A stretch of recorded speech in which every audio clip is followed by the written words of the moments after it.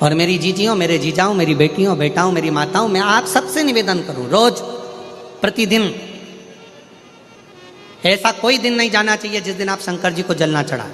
प्रतिदिन अपने घर के अंदर, अगर मंदिर नहीं जा सकते तो घर के अंदर एक छोटे से छोटा शिवलिंग अवश्य रखो। अब कई लोग कहते हैं गुरुजी हमारे यहाँ पर एक शिवलिंग है पहले का, और किसी के यहाँ गए थे तो उसने हमको दूसरा शिवलिंग दे दिया, तो रख सकते हैं कि नहीं रख सकते?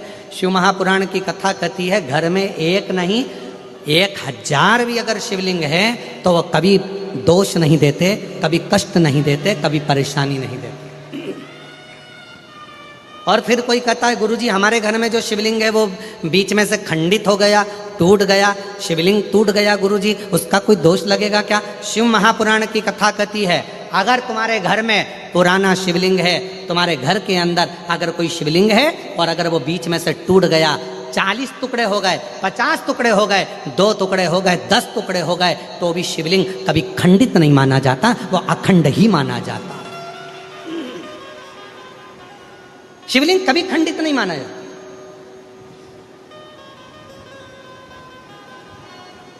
शास्त्रेश्वर हजारों टुकड़े होने पर भी शंकर भगवान का शिवलिंग कभी खंडित नहीं, कभी खंडित। और कितना सुंदर कहा, तुमने पार्थिव लिंग का निर्माण करा।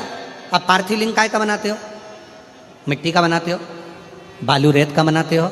मान लो आप लोगों ने पार्थिव लिंग का निर्माण करा और पूजन करते करते ब्राह्मण देवता पूजन करा रहे हैं, आपने जल चढ़ाया, जल चढ़ाते से ही वो मालूम पड़ा शिवलिंग, पार्थिव लिंग का निर्माण करा, वो पार्थिव लिंग थोड़ा सा खंडित हो गया, पार्थिव लिंग कहीं बीच में से टूट गया, कहीं कुछ हो गया, या गलकर उस पानी में गलता गया। आपके मन में आया कि बताओ मैंने पार्थिव लिंग का निर्माण करा था और वो पानी में गल गया, टूट गया, खंडित हो गया, ऐसा हो गया वैसा, ना ना ना ना।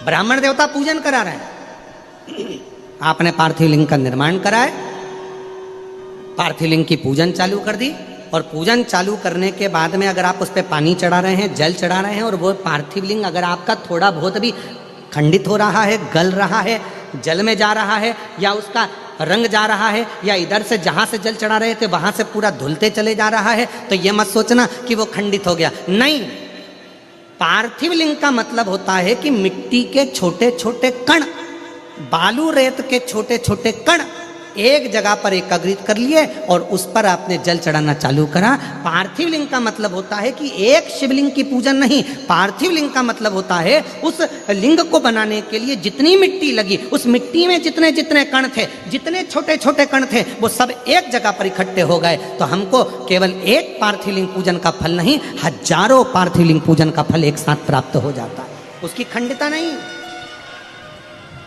वो खंडित नहीं हुआ है, वो टूटा नहीं है, उसमें खंडितता नहीं आई है। ब्रज भैया अभी आप भी पार्थिव लिंग बना रहे होंगे, ब्राह्मण लोग जब शिव पुराण चलती है तो पार्थिव लिंग का निर्माण किया जाता है।